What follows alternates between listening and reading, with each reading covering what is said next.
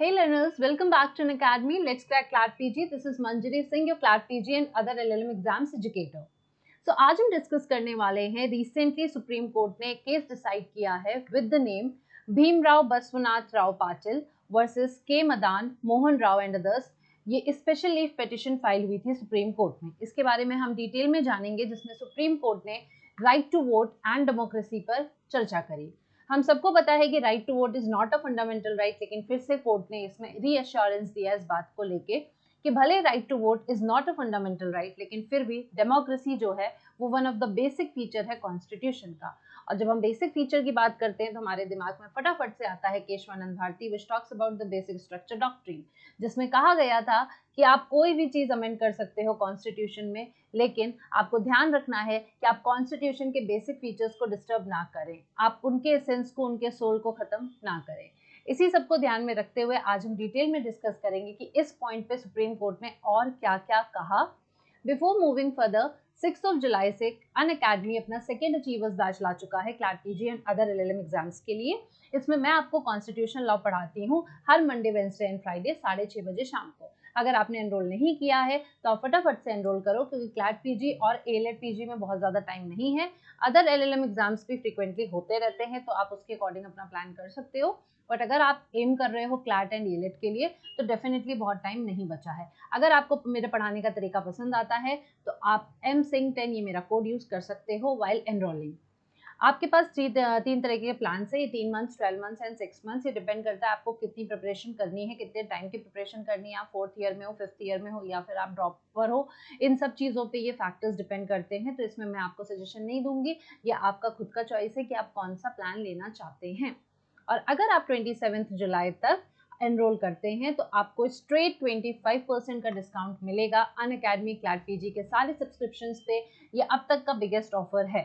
चाहे आप 18 मंथ्स का लो, 12 मंथ्स का लो, 6 मंथ्स का लो, सब पे आपको 25% ऑफ मिलेगा।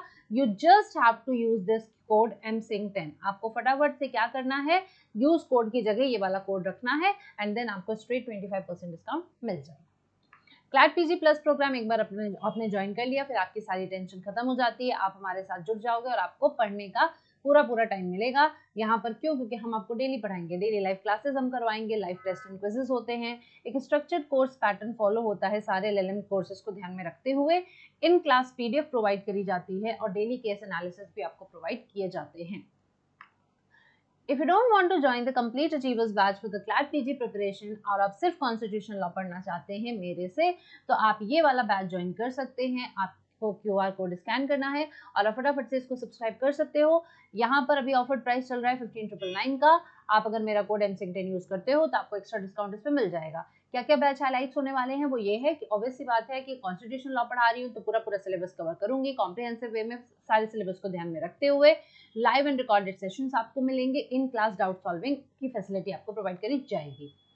All India CLAT 2024 PG mock test series हम लेके आए हैं, जिसमें pack of 20 full length mock test आपको मिलता है। लाइव मॉक्स आपको हर वीकेंड पे अटेंड करने को मिलेगा। आपको पूरी फील मिलेगी एग्जाम वाली जो होती है। 2 घंटे का टाइम पीरियड होगा, 2 बजे का टाइम होता है जनरली। अभी तक जो हमने शेड्यूल रखा है उसमें 2 बजे का दिन का टाइम है जब हम ये कंडक्ट करवाते हैं।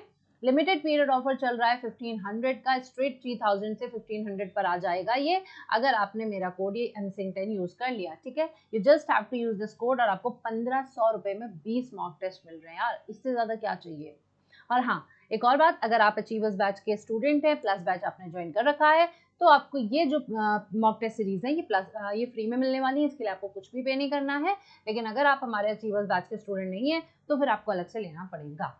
ये रहा हमारा जुलाई का मॉक टेस्ट कैलेंडर, जिसमें 2nd और 22nd ऑफ जुलाई बीत चुका है।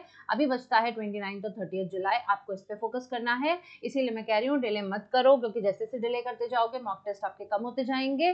फटाफट से 29 और 30 जुलाई वाला आप मॉक टेस्ट जो है दे सकते हो। प्लस वाले स्टूडेंट बनना चाहते हो तो फटाफट से उसमें एनरोल कर लो, आप इसमें अपीयर हो जाओगे। और अगर नहीं ज्वाइन करना है बैच तो भी मॉक टेस्ट सीरीज ले लो, जिससे कि इन दोनों टेस्ट में बैठ पाओ। ऑल इंडिया क्लैट पीजी की रैंक इसमें निकाली जाएगी।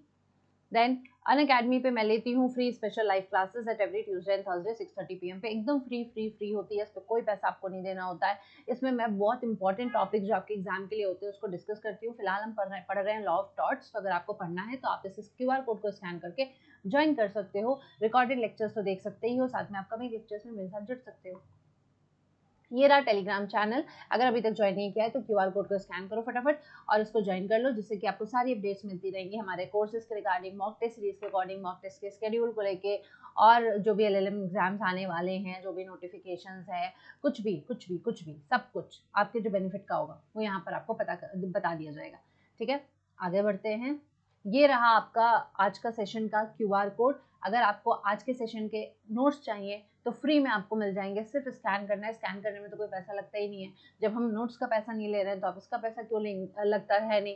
ठीक है, तो फटाफट से इसको स्कैन करो और आप ये नोट्स एक्सेस कर सकते हो free of cost, including beside और भी जितने केस लॉ एनालिसिस हमने किए हैं उसको लेके। ठीक है, चलिए अब आज चलते हैं हम मैटर पे। क्या मैटर है, तो सुप्रीम कोर्ट ने मंडे को, ठीक है अभी जो मंडे हमारा बीता है, उस दिन ऑब्जर्व किया कि जो डेमोक्रेसी है being an essential feature of the constitution and the right to vote being a statutory right, the voter has the right to know about the full background of the candidate। ये बात हम कहाँ से कह रहे हैं, ये बात कोई भी नई नहीं है, ये बातें पहले भी डिस्कस हो चुकी हैं। हमको एक बात पता है इसमें कि right to vote fundamental right नहीं है, तो राइट टू वोट कौन सी राइट है? Right to vote statutory right है। कहीं कहीं पे कॉन्स्टिट्यूशनल राइट भी बोलते हैं, लीगल राइट भी बोलते हैं, बट राइट टू वोट आपका स्टैट्यूटरी राइट है, क्योंकि राइट टू वोट जो है वो कॉन्स्टिट्यूशन में नहीं दे रखा है। कॉन्स्टिट्यूशन में आपको यूनिवर्सल एडल्ट सफरेज दे रखा है कि आप एलिजिबल हो जाते हो वोट करने के लिए, बट आपका जो राइट टू वोट है ये आता है आपका आरपीए एक्ट से।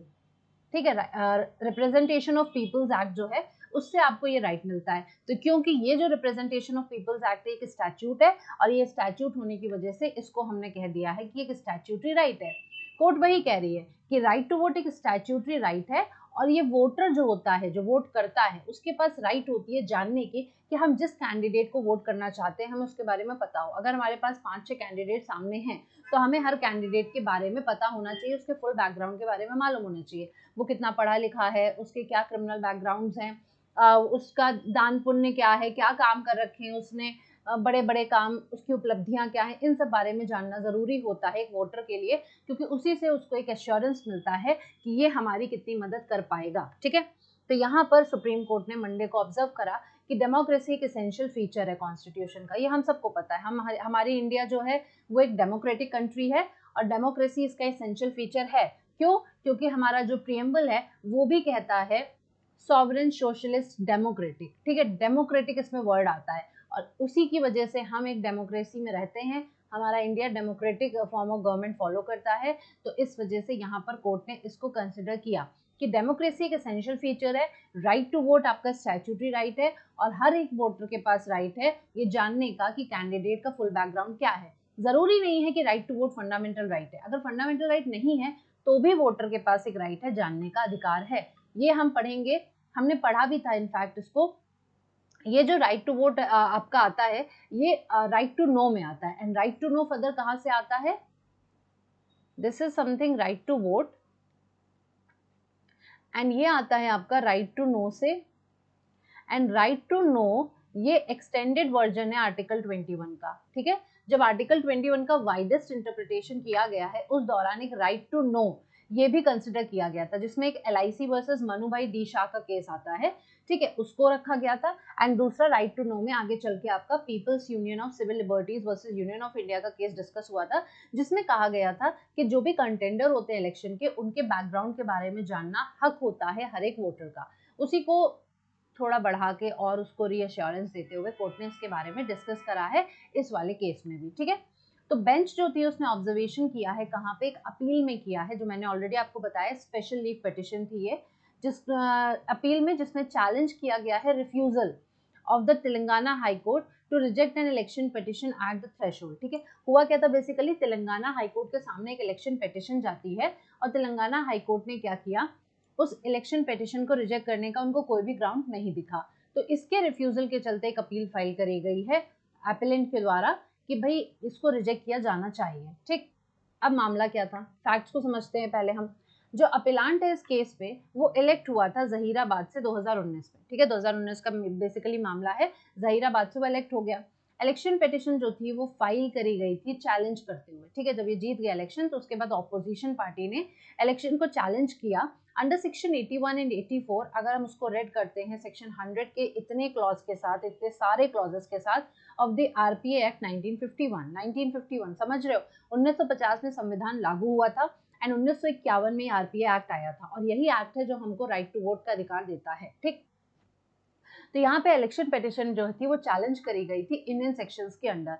ऑन द ग्राउंड क्या ग्राउंड था, बेसिकली इन सब में क्या कहा गया है कि डिस्क्लोजर जरूरी होता है। तो यहाँ पर ग्राउंड क्या था कि non disclosure of pending cases against him. इनका मामला ये था कि जो पर्सन है जो जीता है उसने अपने पेंडिंग केसेस का डिस्क्लोजर नहीं किया है, इसलिए इसकी इलेक्शन पिटिशन जो है मतलब इलेक्शन पिटिशन फाइल करी गई थी और इसलिए उन्होंने कहा कि भाई इसको जो है सुना जाना चाहिए। ऑब्जर्वेशन हाईकोर्ट का क्या रहा, जो अपीलांट था उसने एप्लीकेशन फाइल करी under order 7 rule 11 of the CPC. Order 7 rule 11 बात करता है रिजेक्शन ऑफ द प्लेंट की, ठीक है। यहाँ पर क्या हुआ, जो पर्सन जीता था उसने क्या किया, उसने एक एप्लीकेशन फाइल कर दी। उसने कहा ये जो आपके पास आया है, ठीक है, जो पिटिशन फाइल करी गई है इसको रिजेक्ट किया जाना चाहिए। उसने एक एप्लीकेशन डाली कि इलेक्शन पिटिशन रिजेक्ट करी जानी चाहिए, जिसको साफ साफ हाईकोर्ट ने मना कर दिया। हाईकोर्ट ने कहा नहीं बिल्कुल रिजेक्ट नहीं होगी, कौन सा ग्राउंड है, हमें तो कोई ग्राउंड नहीं दिख रहा है। हाईकोर्ट का ये कहना था कि based on the facts on record, जो हमें फैक्ट्स ऑन रिकॉर्ड दिख रहे हैं, कोई भी ऐसा कंपेलिंग रीजन मुझे नहीं दिख रहा है जिससे मैं इस इलेक्शन पिटिशन को रिजेक्ट कर सके हम लोग, ठीक है। हाईकोर्ट ने स्ट्रेट फॉरवर्ड कर दिया कि हम कन्विंस नहीं हो पा रहे इस इलेक्शन पिटिशन को रिजेक्ट करने के लिए। मूविंग फर्दर, अब हुआ क्या, फिर मैंने आपको बताया कि स्पेशल लीव पिटिशन जाती है सुप्रीम कोर्ट में। तो अब सुप्रीम कोर्ट का क्या ऑब्जर्वेशन था, यहाँ पे डिवीजन बेंच थी जस्टिस एस रविंद्र भट्ट की एंड जस्टिस अरविंद कुमार की, ठीक है। इन्होंने कंसिडर करा challenge to the order of the Telangana high court, जिन्होंने डिसमिस कर दी थी एप्लीकेशन। किसकी एप्लीकेशन डिसमिस करी थी, अपीलांट की, जो इलेक्शन जीता था, ठीक है। एक तरफ तो क्या था, एक तरफ इलेक्शन पिटिशन गई थी तो उसको उन्होंने एक्सेप्ट रखा, उसको उन्होंने कहा डिसमिस करने का हमें कोई भी क्राइटेरिया नहीं दिख रहा है। एंड उसके ऑर्डर के अगेंस्ट जब ये पर्सन जाता है सुप्रीम कोर्ट में एसएलपी में, तो वहां पर क्या हो रहा है, चैलेंज किया गया है ऑर्डर को तेलंगाना हाईकोर्ट के, जिन्होंने एप्लीकेशन को डिसमिस कर दिया which was seeking the rejection of the election petition, जिसको फाइल किया गया था भीमराव बसवनाथ राव पाटिल के अगेंस्ट, ठीक है। तो जो पाटिल साहब है इनके अगेंस्ट इलेक्शन पिटिशन फाइल हुई थी, ठीक। नाउ इलेक्शन पिटिशन फाइल करी गई थी, मैं ऑलरेडी बता चुकी, non disclosure of certain pending cases के अगेंस्ट। अब ये जो अपीलांट है कंटेंट कह रहा है, ये क्या कह रहा है, ये कह रहा है जो इलेक्शन पिटिशन है ये कोई भी ऐसा कॉज ऑफ एक्शन डिस्क्लोज नहीं कर रहा है जिसकी वजह से इसको रिजेक्ट नहीं होना चाहिए एंड ये लाइबल है to be rejected under order 7 rule 11 of the CPC. उन्होंने कहा कोई भी मेरे हिसाब से तो कॉज ऑफ एक्शन अराइज नहीं होता जिसके चलते ये केस बनता है, मेरे अकॉर्डिंग इसको रिजेक्ट होना चाहिए ऑर्डर 7 रूल 11 ऑफ सीपीसी में। While dismissing the appeal and affirming the high court order, अब टॉप कोर्ट ने क्या ऑब्जर्व किया, अब सुनना ध्यान से। यहाँ पर बेसिकली अब सुप्रीम कोर्ट भी इसको कंसिडर करिए, सुप्रीम कोर्ट को भी कोई मोटा मोटा कुछ मामला दिख नहीं रहा है, तो सुप्रीम कोर्ट ने क्या किया, तो सुप्रीम कोर्ट ने भी इस अपील को डिसमिस कर दिया, ठीक है। और उन्होंने हाई कोर्ट के ऑर्डर को अफर्म किया। अफर्म का मतलब क्या होता है, जब हम अपील करते हैं, जब हम उसमें हाँ में हाँ मिलाते हैं, तो हाई कोर्ट के ऑर्डर को अफर्म करते हुए टॉप कोर्ट यानी कि सुप्रीम कोर्ट यानी कि एपेक्स कोर्ट क्या ऑब्जर्व करती है, वो कहते हैं कि राइट टू वोट जो है it is based on an informed choice, ठीक है। It is a crucial component of the essence of democracy. अगर हम डेमोक्रेसी की बात करते हैं, जब भी हम डेमोक्रेसी बोलते हैं हमारे दिमाग में खूब सारी भीड़ आ जाती है, हमारे दिमाग में राइट टू वोट दिखता है, ठीक है, कि हमारा अधिकार है, हम अपना रिप्रेजेंटेटिव खुद चुनते हैं, ठीक। तो जब ये सारी बातें आती हैं तो यहाँ पर कहा जा रहा है कि डेमोक्रेसी का एक बहुत ही क्रूशियल कंपोनेंट है राइट टू वोट, ये इन्फॉर्म्ड चॉइस के ऊपर होता है, ठीक है। This right is precious and was the result of long and arduous fight for the freedom for Swaraj। अब ये इसकी महत्ता को बता रहे हैं। कोर्ट क्या कह रही है, कोर्ट हिस्टोरिकल बैकग्राउंड पे जाती है, कोर्ट कह रही है आपको क्या लग रहा है बहुत आसानी से हमें मिल गया था, नहीं, ये राइट बहुत प्रेशियस है, जो राइट टू वोट है this is very much precious. ये एक रिजल्ट है, ये परिणाम है एक लंबी लड़ाई का, वो लंबी लड़ाई जो हमने आजादी के लिए लड़ी थी, जो हमने स्वराज के लिए लड़ी थी, जहां पे सिटीजन के पास इनएलिएनेबल राइट है टू एक्सरसाइज हिज और हर राइट टू फ्रेंचाइज।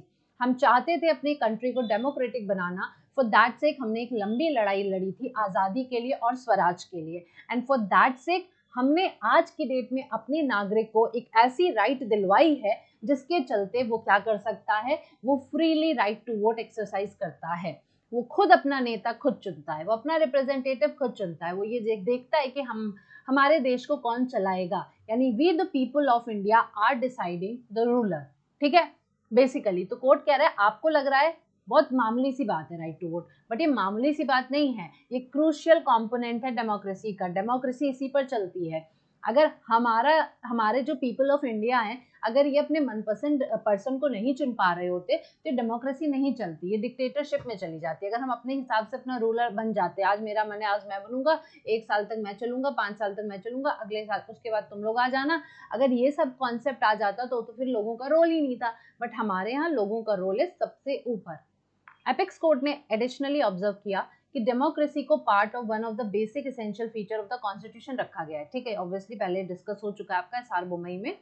तो yet somewhat paradoxically the right to vote has not been recognised as fundamental right. अब ये दोनों कह रहा है कि विरोधाभास एक तरह से कह लो कि डेमोक्रेसी जो है वो एसेंशियल फीचर है कॉन्स्टिट्यूशन का। ठीक है, तो वो जब एसेंशियल फीचर थी तो राइट टू वोट को फंडामेंटल राइट आखिर क्यों नहीं बनाया, ये तो थोड़ा अजीब है। ठीक, तो वही कह रहे हैं कि उसको बेसिक फीचर बनाया गया है, उसको एसेंशियल फीचर कॉन्स्टिट्यूशन का डेमोक्रेसी को बनाया गया है। हाँ, वो अलग बात है कि जो राइट टू वोट है उसको हमने फंडामेंटल राइट रिकॉग्नाइज नहीं किया है येट फिर भी वो एक मियर स्टैट्यूटरी राइट तो है, स्टैट्यूटरी राइट तो है, कोई एक्ट तो है जो उसको कानून दे रहा है, जो लोगों के हाथ में उनको राइट दे रहा है। ठीक, एपेक्स कोर्ट ने कहा कि जो एपेलेंट है वो डिनाई कर रहा है एलिगेशंस को ऑफ द पास्ट कन्विक्शंस। वो कह रहा है मैं पास्ट में कहीं कन्विक्ट ही नहीं हुआ हूँ, किसी भी केस के चलते मेरा कन्विक्शन नहीं हुआ है, but contended that application ought to be rejected as no disclosure of this kind was needed as they did not come under the class of offences under section 33A of the act। ठीक है, section 33A of the act जो है इसमें कुछ classes of offences define करे गए हैं कि अगर आप इन क्लासेस में कैटेगरी में अगर आप लाई करते हो तो आपको अगले को बताना पड़ेगा, आपको ये डिस्क्लोज करना पड़ेगा कि आपका कन्विक्शन इन ऑफेंसेस के तहत हुआ है या फिर आपका केस पेंडिंग चल रहा है। लेकिन यहाँ पर एपेलेंट का कहना ये था कि पहली बात तो मेरा कोई पास्ट कन्विक्शन हुआ नहीं है तो मैं इन एलिगेशंस को डिनाई करता हूँ। सेकेंडली वो ये कह रहा है कि मेरी एप्लीकेशन रिजेक्ट होनी चाहिए, क्यों? क्योंकि मैंने जिन चीज़ों का डिस्क्लोजर नहीं किया है उनका डिस्क्लोजर ज़रूरी भी नहीं है यहाँ पर।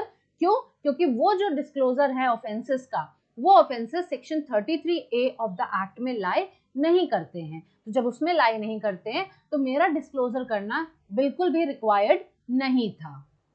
अपेक्स कोर्ट ने कहा, अब अपेक्स कोर्ट एक्सप्लेन करती है कि जो सेक्शन 8 है, ठीक है, रिप्रेजेंटेशन ऑफ पीपल्स एक्ट का जो सेक्शन 8 है वो डिस्क्वालिफिकेशन को लेकर है इलेक्टेड कैंडिडेट्स का जब they are convicted of specific offences. मान लीजिए कोई पर्सन इलेक्ट हो गया, ठीक है, अब कोई पर्सन इलेक्ट हो गया, उसके बाद अगर उसने कोई भी ऑफेंस कमिट किया है तो क्या आप उसको बनाए रहोगे? नहीं ना। उसका कन्विक्शन अगर हो जाता है किसी स्पेसिफिक ऑफेंसेस के चलते जो मेंशन कर रखा है तो उस पर्सन को डिस्क्वालीफाई कर दिया जाता है। तो कोर्ट ने सेक्शन 8 को मेंशन किया कि अगर आपने डिस्क्लोज नहीं किया और अभी हमें पता चलता है कि आपने कोई स्पेसिफिक ऑफेंस करा है जो इस कैटेगरी में लाई कर रहा है तो आप इलेक्ट हो चुके हो लेकिन आप डिस्क्वालीफाई भी हो सकते हो। ठीक, अंडर सेक्शन 33A ये क्या कंपेल करता है? कंपेल करता है कैंडिडेट्स को इंफॉर्मेशन डिस्क्लोज करने के लिए अपने क्रिमिनल एंटीसीडेंट्स को लेके, उनका जो भी क्रिमिनल बैकग्राउंड रहा है उसके बारे में उनको इंफॉर्मेशन देनी है पब्लिक प्लेटफॉर्म पे, जिससे कि उनके वोटर्स को पता चल पाए कि मेरा क्रिमिनल बैकग्राउंड क्या रहा है। ठीक, कोर्ट का कहना था इस पर कि आइडिया जो इस प्रोविजन के पीछे है, जो सेक्शन 33A बनाने का जो हमारा उद्देश्य है वो ये है कि इंश्योर द ट्रांसपेरेंसी। हम ट्रांसपेरेंसी रख रहे हैं, हम एक वोटर को उसके कैंडिडेट से मिलवा रहे हैं, हम एक दूसरे के बारे में, मतलब एक दूसरे के बारे में तो नहीं, मतलब वोटर के बारे में तो जानना नहीं जरूरी है उस कैंडिडेट के लिए। हाँ, वोटर जहाँ रहता है उस जगह की स्थिति क्या है वो सब जानना उसके लिए जरूरी है, बट पर्सनल लेवल पे वोटर के बारे में जानना जरूरी नहीं है, बट वोटर का हक है उस कैंडिडेट के बारे में जानना। तो ये कह रहे हैं हम ट्रांसपेरेंसी रख रहे हैं कि वोटर को पता होना चाहिए कि हम किस कैंडिडेट को वोट देने जा रहे हैं, वो आखिर क्या है, ठीक है, वो पर्सन कहाँ से आया है, क्या करता है। And we are enabling the voters to make an informed choice. हम इन्फॉर्म कर रहे हैं, हम उनको बता रहे हैं, इंफॉर्मेशन दे रहे हैं कि जिससे कि वो उस बेसिस पर चॉइस कर सके। ये नहीं है रैंडम कि किसी ने बोल दिया फलाना उसको जाके देना है तो दे दिया। उस पर्सन को भी पता होना चाहिए कि भाई हम वोट किसको देने जा रहे हैं। वेल कास्टिंग द बैलेट, ठीक है, जब वो बैलेट पे जा रहे हैं, जब वो कास्ट करेंगे वोट, तो फिर उस वक्त उनको पता होना चाहिए कि हम किसको वोट दे रहे हैं। सेक्शन 33B इसको इंसर्ट किया गया था, अभी हमने 33A की बात करी, नाउ 33B जो है इसको इंसर्ट किया गया था, आरपीए थर्ड अमेंडमेंट एक्ट हुआ था 2002 का, ठीक है। ये क्या कहता है, ये कहता है no candidate shall be liable to disclose और furnish any such information in respect of his election which is not required to be disclosed or furnished under this act or the rules made thereunder। अब ऐसी ही कुछ बात यहाँ पर appellant कह रहा है। एपेलेंट कह रहा है मैं डिनाई नहीं कर रहा हूँ मैंने कुछ नहीं किया है, बट मैं ये कह रहा हूँ कि पहली बात तो मेरा कन्विक्शन नहीं हुआ है, और सेकेंडली मैंने जो ऑफेंसेस कमिट करे हैं वो सेक्शन 33A की कैटेगरी ऑफ ऑफेंसेस में लाए नहीं करता है। 33B इसीलिए बाद में अमेंडमेंट से लाया गया जिसमें कहा गया कि सिर्फ उतनी ही इंफॉर्मेशन डिस्क्लोज करी जाएगी जितनी रिक्वायर्ड है, ठीक है। कोई भी कैंडिडेट लाइबल नहीं होगा ऐसी इंफॉर्मेशन डिस्क्लोज करने के लिए या फर्निश करने के लिए इलेक्शन के रिस्पेक्ट में जो जरूरी नहीं है बताना, ठीक। It was later held to be invalid, बाद में इसको इनवैलिड किया गया एंड अनकॉन्स्टिट्यूशनल किया गया इन PUCL versus union of India. मैंने आपको ऑलरेडी बताया था कि अभी ये केस आएगा। PUCL versus union of India में कोर्ट ने 33B को अनकॉन्स्टिट्यूशनल ठहरा दिया। कोर्ट ने कहा ऐसी कोई बात नहीं है, ऐसा कुछ भी नहीं है जो हम नीडेड और नॉट नीडेड, यहाँ पर हम ये नहीं देखने बैठेंगे कि क्या जरूरी है क्या नहीं जरूरी है, ठीक है। वो सब कुछ जरूरी है एक वोटर के लिए। अगर वो किसी पर्सन को दे रहा है वोट, अपना वोट दे रहा है वो, जो कि बहुत इंपॉर्टेंट एस्पेक्ट है, तो इन दैट केस उस पर्सन के बारे में उसको सब कुछ पता होना चाहिए। यहाँ पे कोई भी फिल्टर नहीं होना चाहिए।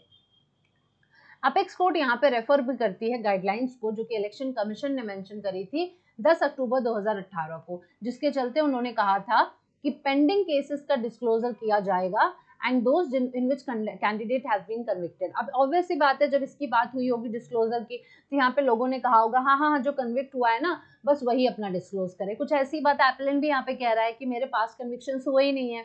तो कोर्ट ने, इलेक्शन कमीशन ने यहाँ पर गाइडलाइंस निकाल दी थी 2018 में, गाइडलाइंस निकाली। उन्होंने कहा अगर आप कन्विक्ट हो चुके हो तो वो इन्फॉर्मेशन भी आएगी, और साथ ही साथ अगर आपका कोई भी पेंडिंग क्रिमिनल केस चल रहा है तो वो भी आप डिस्क्लोज करोगे, ठीक है। भाई आपको अगर आपके ऊपर चार्ज लगा है, केस चल रहा है, तो that is more than enough for the voter to know your criminal background, ठीक है।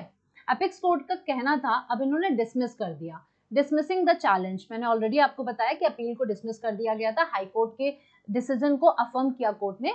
तो डिसमिस करते हुए अपीलांट के चैलेंज को अपेक्स कोर्ट ऑब्जर्व करती है द ट्रूथ और otherwise of anything is ordinary a matter of evidence in a full blown trial, ठीक है। उन्होंने कहा जब हम कंप्लीट ट्रायल कराते हैं ना तब हमारे सामने सच्चाई आती है।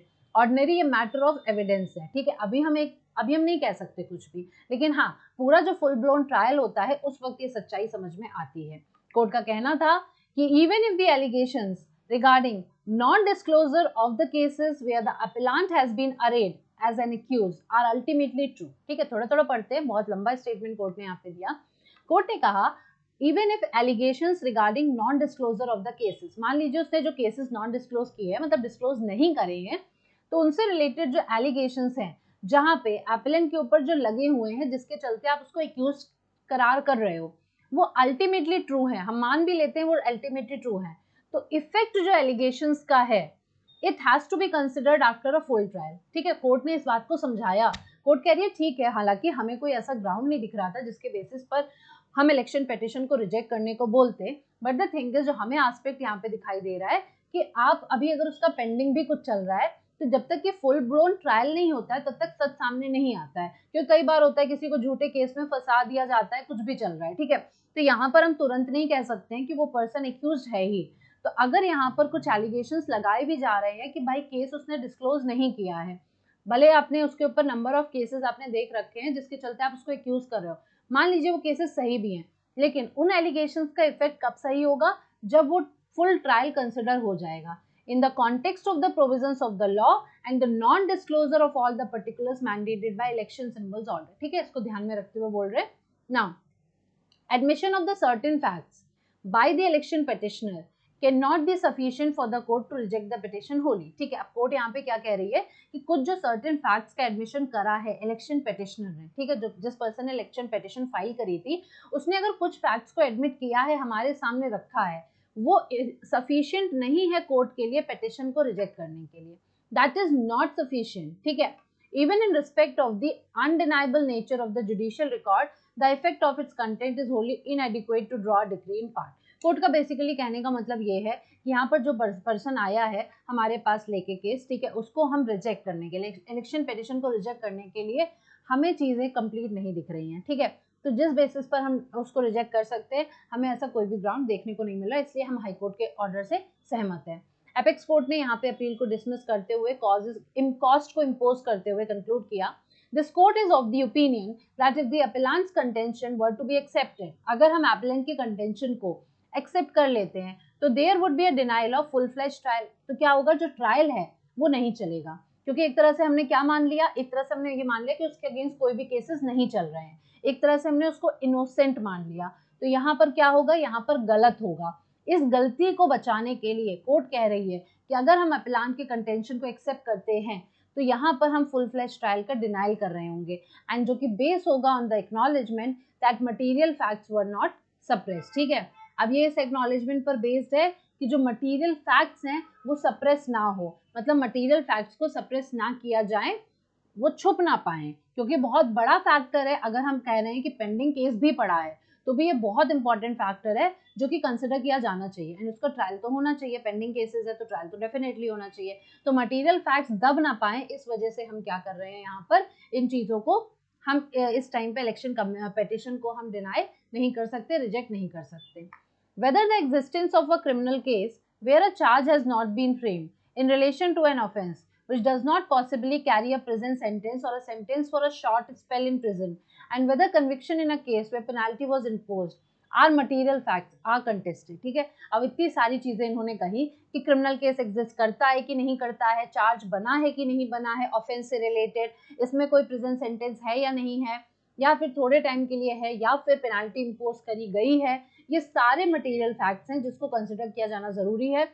फॉर दिस रीजन कोर्ट का ओपिनियन है कि जो इम्प्यून जजमेंट है इसको हम फॉल्ट नहीं कर सकते, मतलब जो हाई कोर्ट ने जो जजमेंट दिया है हम उसको नकार नहीं सकते। हमारी नॉलेज में उन्होंने बहुत ध्यान रखते हुए, सारे पॉइंट्स ऑफ कंटेंशंस को ध्यान में रखते हुए उन्होंने ये जजमेंट दिया है कि इलेक्शन पेटिशन को रिजेक्ट नहीं होना चाहिए, क्योंकि उनको नहीं लग रहा है कोई ऐसा स्ट्रॉन्ग फैक्टर है जिसकी वजह से हम इसको रिजेक्ट करें, ठीक है। तो इसी के चलते अगर हमने रिजेक्ट कर दिया तो यहाँ पर ट्रायल नहीं हो पाएगा, मटेरियल फैक्ट जो है वो सप्रेस हो जाएंगे। फॉर दैट सेक हम यहाँ पर हाई कोर्ट के ऑर्डर को अफर्म करते हैं और इस स्पेशल लीव पिटिशन को हम डिसमिस करते हैं। तो दिस वाज द केस जहाँ पर कोर्ट ने बहुत ही क्लियरली कट, सुप्रीम कोर्ट ने डेमोक्रेसी और राइट टू वोट की इंपॉर्टेंस को बताया। उन्होंने कहा ये दोनों एक दूसरे के साथ हाथ में हाथ मिला के चलते हैं। भले डेमोक्रेसी एक एसेंशियल फीचर है, right to vote fundamental right नहीं है, लेकिन फिर भी एक स्टैट्यूटरी राइट है, ये स्तंभ है डेमोक्रेसी का, स्ट्रॉन्ग पिलर है। क्यों? क्योंकि राइट टू वोट के बेसिस पर डेमोक्रेसी तय होती है, इसी वजह से हमारा इंडिया रन कर पा रहा है अच्छे से, ठीक है। So this was all about guys regarding the today session. बहुत सारे फैक्ट्स इसमें इंपॉर्टेंट नहीं थे, इसमें बेसिकली अगर मैं आपको बोलूं, अगर आप क्लैट पीजी और एलेट की तैयारी कर रहे हो तो यहाँ पर आपको democracy as a basic feature पता होना चाहिए, ठीक है। आप जो पॉइंट्स पढ़ सकते हो मैं आपको वो बता रही हूँ। Democracy as a essential feature of the constitution, इसके लिए आप एसआर बोमई पढ़ोगे, ठीक है। सेकेंड, आपको यहाँ पे राइट टू वोट के बारे में मालूम होना चाहिए, राइट टू वोट का नेचर क्या है, ठीक। इसी के चलते जब राइट टू वोट के नेचर की बात कर रहे हो तो RPA, representation of peoples act 1951, I would recommend कि आप इसको जरूर पढ़ो, स्पेशली द सेक्शन 33A, ठीक है, एंड द सेक्शन 33B, जो कि अभी कॉन्स्टिट्यूशनली इनवैलिड हो चुका है, लेकिन फिर भी मैं चाहूंगी आप पढ़ें, and also the including section number 8। जब आप इतना सब कुछ पढ़ रहे हैं तो आप एक बार PUCL versus union of India को जरूर पढ़ें। राइट टू नो, इसमें किस तरीके से आर्टिकल 21 के एम्बिट को इंक्रीज किया गया था, ये आपके लिए पढ़ना इंपॉर्टेंट हो जाता है। सो आई होप आप लोगों को समझ में आया होगा, ये बहुत ही यूजफुल सेशन आपको लगा होगा। अगर लगा है तो डेफिनेटली लाइक करना मत भूलना, फ्रेंड्स के साथ शेयर जरूर करना, क्योंकि नए केस लॉज थोड़े कम मिलते हैं। मैंने बहुत ही शॉर्ट में क्रिस्प फॉर्म में आपको अच्छे से बता दिया है। सो फॉर मोर अपडेट्स, ऐसे और केस लॉज के लिए सब्सक्राइब जरूर कर लो अगर अभी तक सब्सक्राइब नहीं किया है। Thank you so much guys, see you again, bye bye.